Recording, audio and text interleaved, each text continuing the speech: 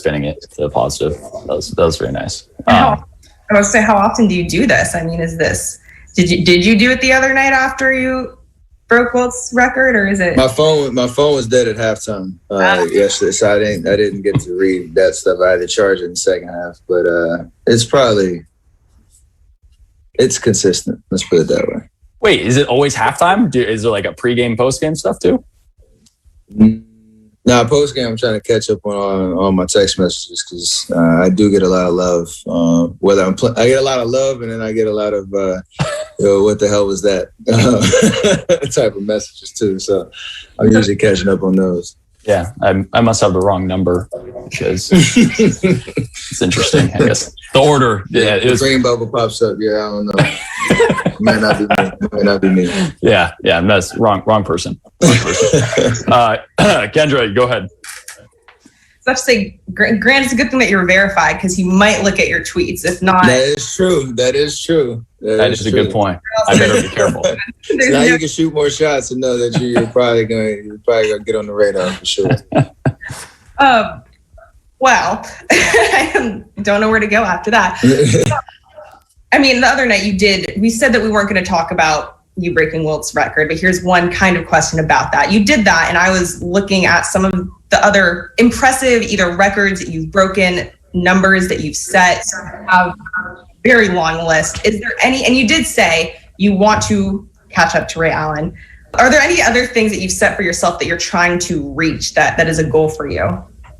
Individually, no, because all that stuff, like I didn't even know Wilt's record was a thing until like 2 months ago. And then I got reminded 2 weeks ago that I got reminded 2 months ago, 2 weeks ago, and then 3 games ago, and I knew I needed I needed 89 points on that last homestand. And the only reason I know all that stuff is because Double R Raymond Ritter is pulling up every accolade or stat or whatever that comes up. So all that stuff is. I'm just hooping, honestly, and besides the raid, because I know where that is. Like I'm just hooping, and if things happen, then it's like it's a pretty cool acknowledgement.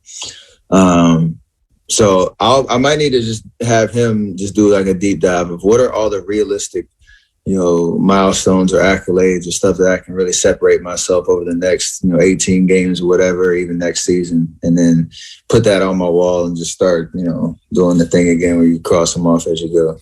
Well, maybe that might be a good exercise. Who knows? I always am impressed when Raymond sends texts in games when you break a record or someone does something, a personal record. And I'm like, I think Raymond just has a note in his phone, copy, paste, send. Like he's ready for it. He's on it. He knows what he's doing. Yeah. No, I after games, I try to find my own numbers. They're always the lamest stuff. It's like Steph Curry on a Tuesday after he eats, blah, blah, blah, shoots this. But one I actually laughed to myself about was the other day, a couple of games ago, I said Steph Curry made 8 or more threes for the first time in a couple months, right? Mm-hmm. And I saw that. How about that? I saw that. Now, I want you to know, when I wrote that, I realized how ridiculous that is that I even had to say, like, can you believe it's been 2 months since Steph Curry had 8 threes in a game? Like, that's not normal. You don't do that. It used to be like, this guy had 4 threes tonight. That is awesome. But I had to, and by the way, there is a caveat, and I'm sure you caught this.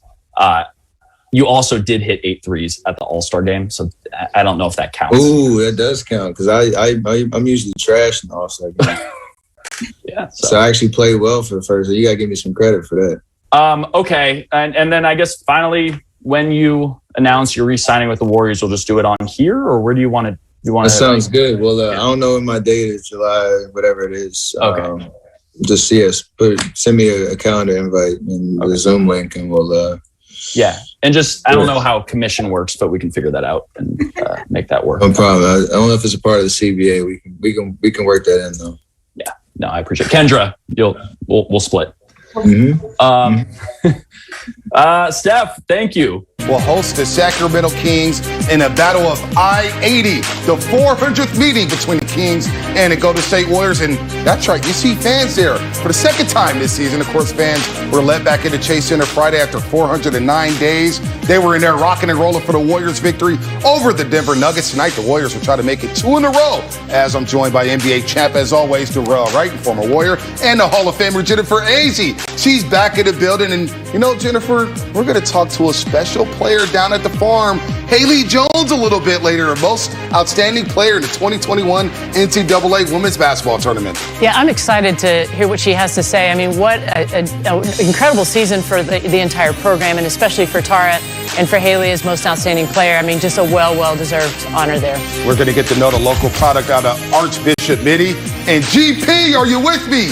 Why is he so serious, Darrell? You're going to hear from you, Gary Payton, when you sat down with him last week. My guy, one of my favorite former teammates. You know about GP. He's going to keep it real and raw. So can't wait for everybody to hear the interview. It was a great interview. No doubt about it. He was ranked 1996 Defensive Player of the Year. And speaking of Steph Curry, he's had so many iconic moments this season. But which one was his best? We're handing out awards tonight in honor of the Oscars. It's the Academy Awards. That's right, with an H, all that and more when Warriors Pregame Live returns. Warriors Pregame Live is presented by Comcast Business, keeping you and your business connected. When every connection counts, you can count on Comcast Business. Learn more at ComcastBusiness.com. Today's ways of working may work differently. Comcast Business, as we take a look at Chase Center here, where the Warriors will host the Kings, they'll host the Mavericks on Tuesday night before hitting the road for a road date with the Minnesota Timberwolves. And the Warriors, of course, rolled on Friday night against the Denver Nuggets, a big-time second half, a big explosion from Steph Curry in that second half, 25 points in all. And to see them come back on the road, Darrell, and get that win against the Nuggets and Nikola Jokic, big-time win for the Warriors, even though they're shorthanded. Big-time win, big-time team win. I thought everybody stepped up. I thought everybody brought something to the table. Mulder getting inserted into the starting lineup, and he did a great job knocking down shots, playing within his game, and the bench has been playing awesome as well.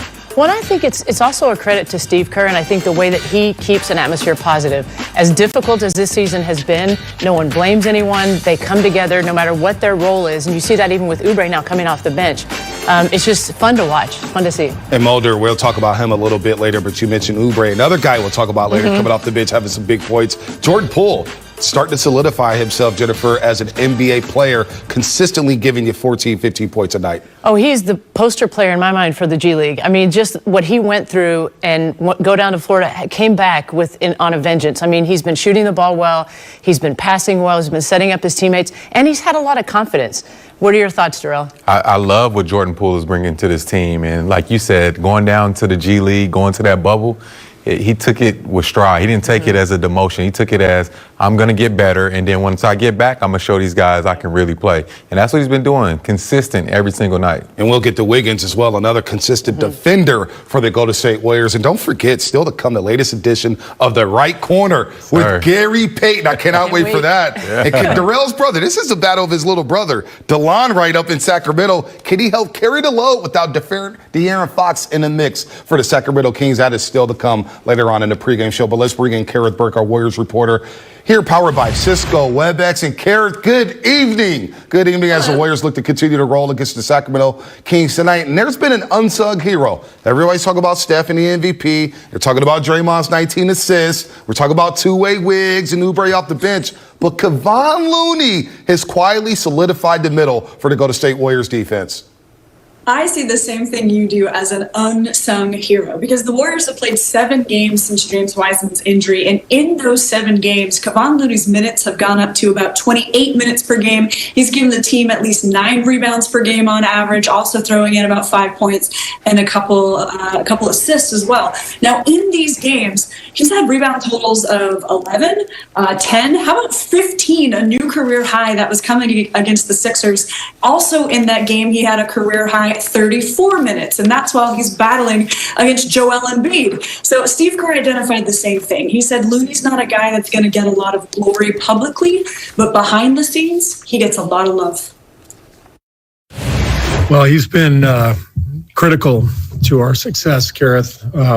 I think you guys all know my affinity for Kevon and just his veteran presence, his intelligence. He's kind of the, he's filling the role that Zaza and David West and Sean Livingston did for years. He's the grown-up in the room, and crazy how fast things go. It seems like he was just a rookie. But he's become such a foundational part of our team, just not only with his play on the court, but just his demeanor and his work ethic. And the guys on the team just revere him. He's so respected, and it's great for me to be able to put him out on the floor and know what I'm going to get every single night. A trusted, beloved guy. And one of the reasons why we get to see so many of these great performances from Loon is that he's healthy this season. In his career, he's had the hip surgeries, the neuropathy, the hamstring issue, the core surgery. This season, he had a rolled ankle. And you know what, Bonte? I want to zip my lips at this point, make sure nothing is spoken into existence to add to this list for Looney. He's got a really great thing going on for the team, and he is critical to their success right now. No doubt about it. The lone big left here with the Golden State Warriors after the injuries of Marquise Chris and James Wiseman, playing some really good basketball. Good stuff, Kareth. We'll talk to you later on tonight as we take a look at the starting lineups for the Golden State Warriors, presented by Ford. And Michael Mulder getting his second straight start, Jennifer and Darrell. Andrew Wiggins there at the 3, and as you talked about, Looney there at the 5. But Mulder coming in playing some big minutes Friday night against the Nuggets, 22 minutes and 48 seconds. 14 points, 6 of 10, and he was efficient 6 of 10 there. And he showed some athleticism Friday against the Nuggets as well, Jennifer. Well, he sure did. I mean, he's a good player. He's a solid player, and I think he's stepping up. He has his opportunity now, and I think it's exciting to see a lot of the different players this year. I was praying for some consistency at some point, but I don't know that it's coming. So just seeing players like him be ready to go. Yeah, and he didn't go to the University of Kentucky for no reason. Yeah. So if you go to the University of Kentucky and play for Coach Cal, you bring something to the game. And we saw a lot of that last night. I mean, the night before with the athleticism, knocking down open shots, what we knew he can do. And he's just solid on defense. He's always in the right spot. He doesn't make many mistakes. And you could count on him to knock down an open 3. And right there, they started the game off with a play for him. So that tells you a lot about Michael Mulder and how Coach Kerr really trusts in him. And look at him get up there, Darrell, off the pump fake there, getting to the rim, going hard there, and he had the podium game on too after Friday night's win. Look at him go to the basket. I did not think he had that in his arsenal, Jennifer, at all. Oh, I'm impressed. I mean, he's scoring in a variety of different ways, and he's being aggressive. He's taking what the game gives him. That's what coaches always tell you, right? Let the game come to you. And he's doing that, Darrell, but he's being very aggressive. Yes, and he's staying ready. Stay ready so you don't have to get ready. And he did that, and Coach Kerr is going to, trust him to go out there and do the same exact thing he did last game. And you mentioned it, Darrell. He didn't play for a long time, had a little bit of a rhythm, sat the bench, got into a slump, and you see there he got his number called, and he was ready to go. Well, and there's something to be said about not looking over your shoulder, that there's somebody like he's it right now, so he's playing with a ton of confidence. No doubt about it. Michael Mulder getting his second straight start tonight against Sacramento, who will be without De'Aaron Fox. No doubt about that. We'll see if Mulder can follow up Friday's performance. But like father, like son, Gary Payton breaks down his defensive acumen. Plus, GP says Steph. Central Update is presented by Atlantis Casino Resort Spa Reno. Grizzlies up in Portland taking on the Blazers in the third quarter. Memphis up 9. Woo, look at Ja with the sweet move, getting to the basket and scoring there. Later in the quarter, Morant gets a steal and a jam. Look at the hops there, Darrell. Wow. He gets up there. Jennifer, man, I wish I could do that. Well, Darrell could do that. So he could do that, I know. That's why I'm jealous. I'm jealous there. Ja finished with 28 points and the Grizzlies win 120-113. And look at the updating Western Conference standings. The Blazers are free-falling here. Cue it to Tom Petty. They're 7th right now. Dallas up in the 6th spot. Memphis at 8. Half game behind the Portland Trailblazers, there. And then the Warriors outside looking in for the play-in tournament. So looks like the Grizzlies are getting a little bit hot here. And what's going on with your boys in Portland, Darrell? I don't know what's going on, but they have Dame Dollar, so I'm not really going to get too concerned about what's going on. He could get hot at any time. CJ McCollum as well. But the Grizzlies, they're getting healthy. They're young. They're exciting. They play well together. So it's going to be a tough race all the way to the end. what makes it fun, right? Because anything could happen from 6 to 10. Right. And, with the Warriors having 8 of their last 12 at home, that's pretty nice. That is nice. We'll see what happens. Last 6 at home. Of course, I have a 4-game road trip coming up after Tuesday night, Minnesota, Houston, and a back-to-back in New Orleans. But every connection counts, courtesy of Comcast Business, as we look at GP. He's in the top 10 when it comes to all-time assist leaders. You see him there just shy of 9,000 assists all-time. John Stockton, who will ever break that record? There's no, LeBron James is right there at number 8. Maybe he catches the big O on Magic. John Stockton, 15,000. But speaking of GP, he sat down with our very own Darrell Wright. And we want to know, is Steph Curry really a point guard or is he a 2 guard? Hear from GP here with Darrell Wright on the right. Yo, what's up? It's Darrell Wright, and this is the Right Corner. And today I have a very, very special guest. My guy, one of my former teammates, Gary Payton, the glove, the best defender in the world. What's good, big dog? How you doing, man?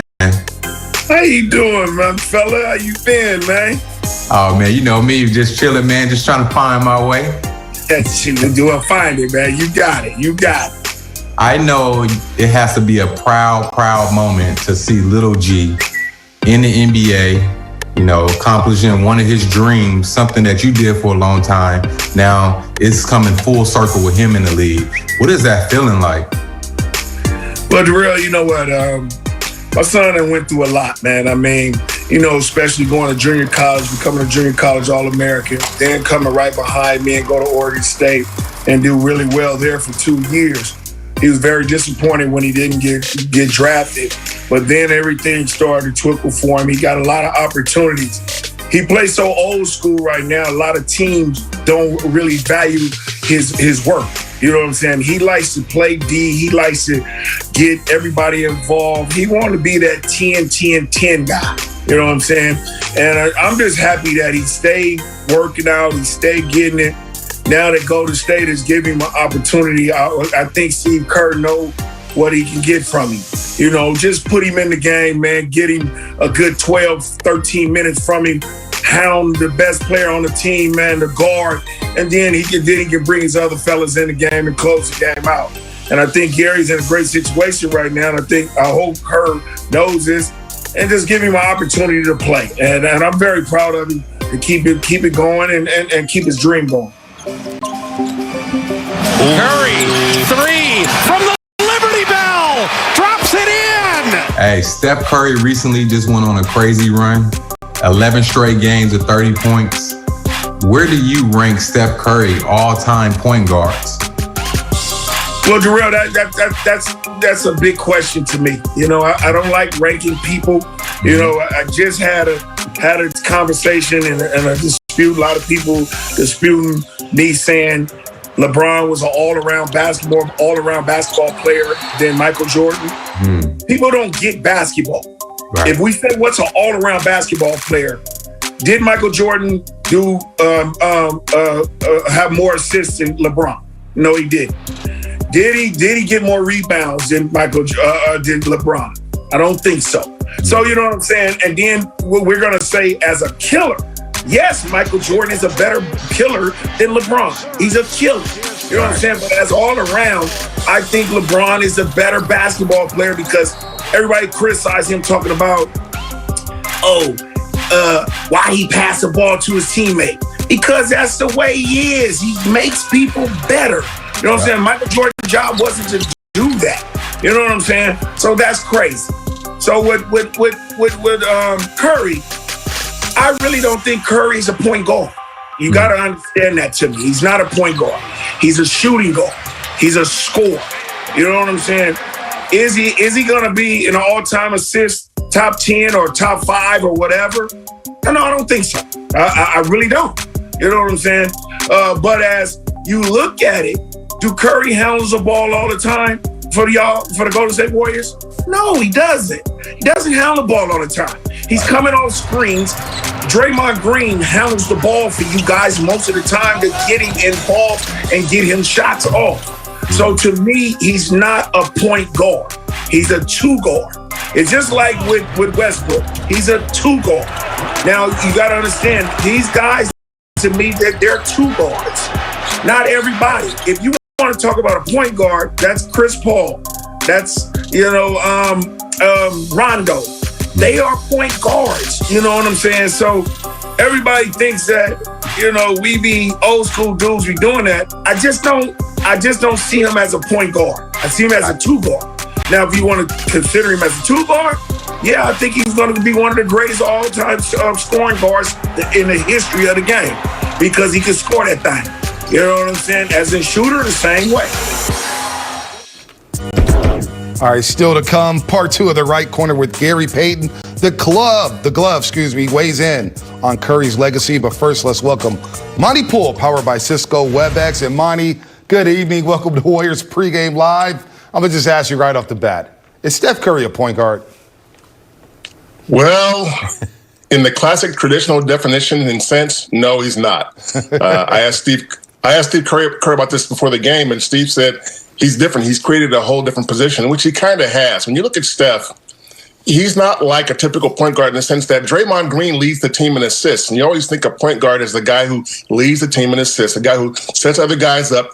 He is a pass-first point guard. That's what Draymond is. That's what Gary Payton was. That's what Jason Kidd was. John Stockton, all those guys are pass-first. It's a different league now. And even the guys who lead the league in assists also are pretty good scorers. I mean, and Steve Kerr was saying that today's point guard has to score. The better point guards do, whether it's Dame, Ja Morant, Trae Young, Kyrie Irving. These are all point guards, but they all score. These are all guys that can rack up assists, but also score. But they don't have a Draymond. So they handle the ball a little bit more than Steph does, and Steph does more off the ball stuff. So he really is a combo guard who can play the point. Jennifer, what do you say about that? You're the Hall of Fame point guard here on the panel here at Warriors Pregame Live. Is Curry a point guard? I like how Monte just said it. He can do it all, and I do agree with Coach Kerr that guards have to be able to you have to be able to score at that position. I think the best point guards can score because if you can score, it actually makes you a better passer. And good point with Draymond too. When he's out there, Steph doesn't have to do all that. Yeah, like you said, Jennifer, it's just a different time. And, Steph is unique. He can be a point guard. He can be a two guard. Him coming off down screens and Draymond being one of those guys as a playmaker, it's easy for him to come off those down screens. And then if they need, him to come off those high screening rolls to break guys down, he can do that as well. Monty, Steph Curry's been on a tear. We saw 25 second-half points against the Denver Nuggets last Friday night. We didn't know if he was going to finish that game with the right foot ankle problems. But, man, this has been exceptional basketball from Steph Curry. And he has put himself in that MVP conversation. If the Warriors could move up even more in the standings, there would be a lot more noise for Steph Curry to take home his third MVP award. No, I think you're right. I think he's, at the beginning of this month, the leaders were clearly they were both Nikola Jokic and Joel Embiid. I think Embiid's going to be hurt by the fact that he's missed so many games. I think Steph has sort of caught up with him. And Jokic is still a leader, though. And as long as Denver plays the basketball they've been playing, if they get to mid-40s and wins, high 40s, maybe even 50, it's hard to take it away from Jokic because they're without Jamal Murray now. If he keeps those guys going, he's the guy. But if Steph keeps the Warriors going and they get it to, 40 wins or so, Steph's got to be in that conversation, too. All right, Monty, enjoy the game. Now, I-80 Classic between the Kings and the Golden State Warriors at Chase Center. We'll talk to you a little bit later here as we continue to talk Steph Curry here, Jennifer. And Monty had a great answer. Yeah. You had a great answer. You guys played hoop at a high level. Does it really matter if he's a point guard or a shooting guard? The tear that he's on right now means that he's a hell of a damn basketball player. Oh, he's just unbelievable. He's otherworldly, really. I mean, the way he's playing and how he does it, it blows your mind. And I feel like with Steph, he still doesn't get the right amount of respect that I think he deserves. I mean, he, in my mind, is a clear MVP at this point, the way that he's playing. And I agree with what Monte said, that it's still, Denver's in the running, right? And the Warriors, if they can climb their way up, I think he's got a good shot. I'm calling him a combo guard. I'm calling him a combo guard.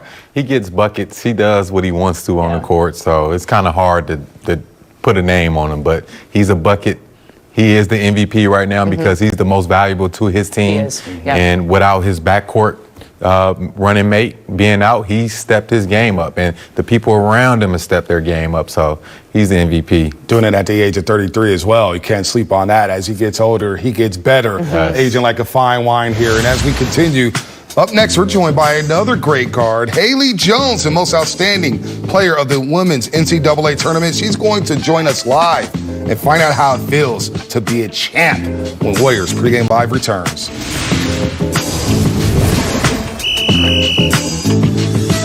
Warriors MOP, most outstanding player in this past Final Four, beating Arizona in the national championship game. She was a Naismith Prep Player of the Year and McDonald's All-American. Their resume is big time.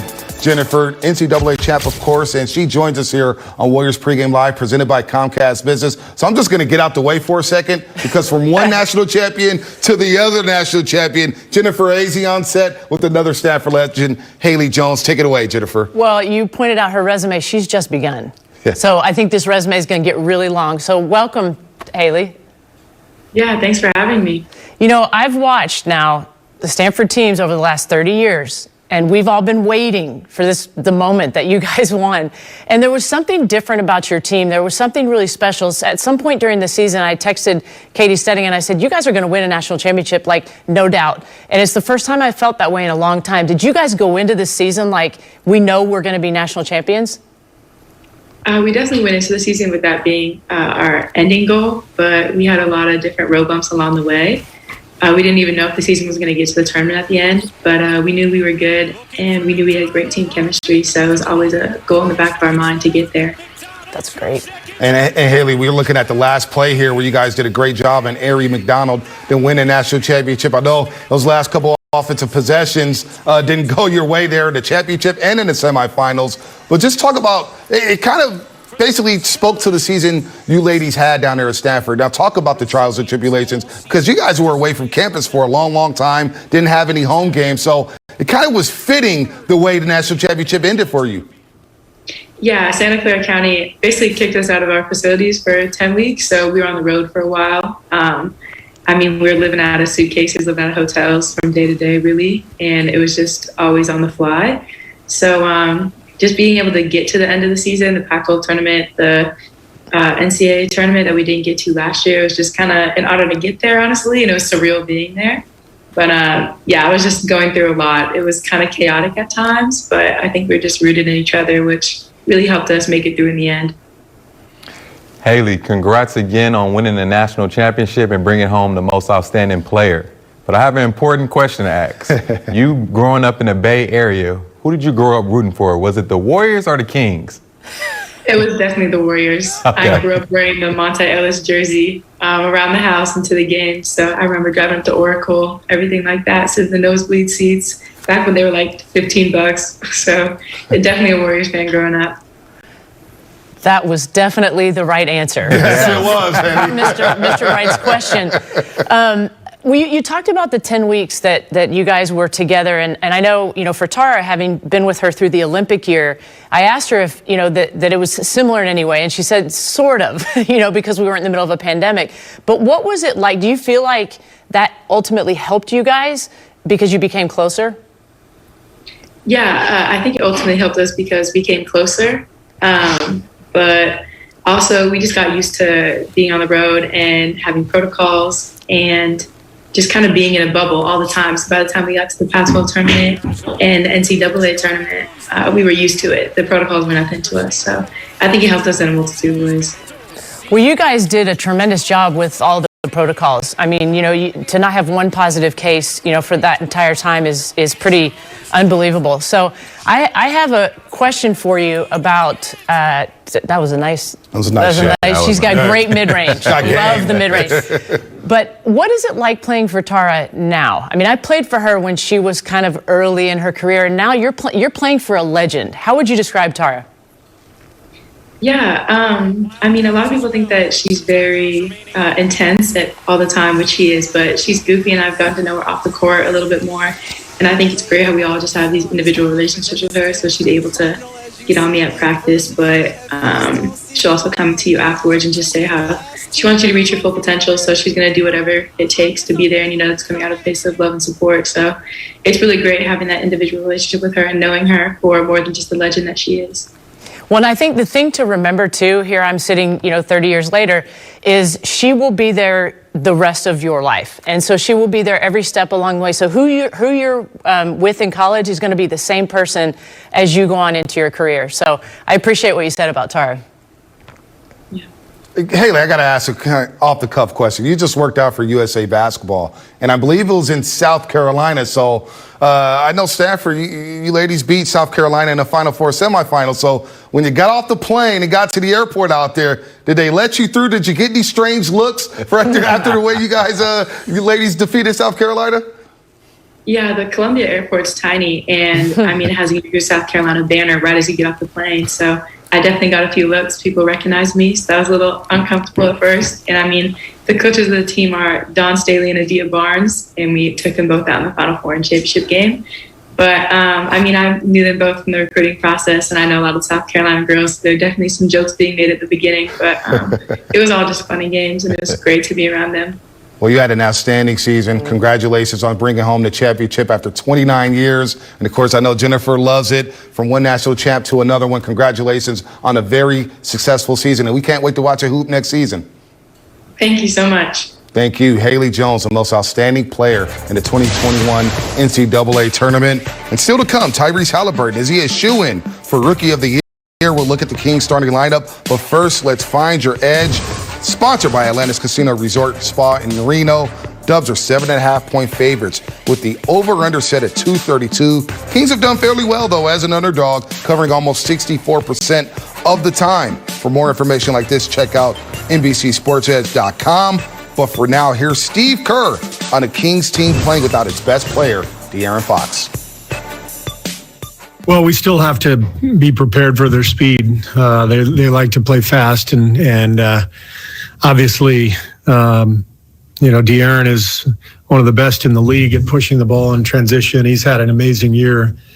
So they'll miss him, but we still have to prepare the same way. They'll shoot a lot of early threes. They'll try to push the ball up the floor, spread us out. So we're going to have to be really solid defensively. We can't give them anything easy. We can't give them free throws and offensive putbacks, and we got to handle transition. If we can do that, then that'll give us a good chance to win. All right, let's take a look at the Kings starting lineup presented by Ford. And the Sacramento Kings without De'Aaron Fox, who's having an all-star type of season. Tyrese Halliburton will get to start, the rookie out of Iowa State, alongside Buddy Hield and our old friend Harrison Barnes. And Richaun Holmes is back after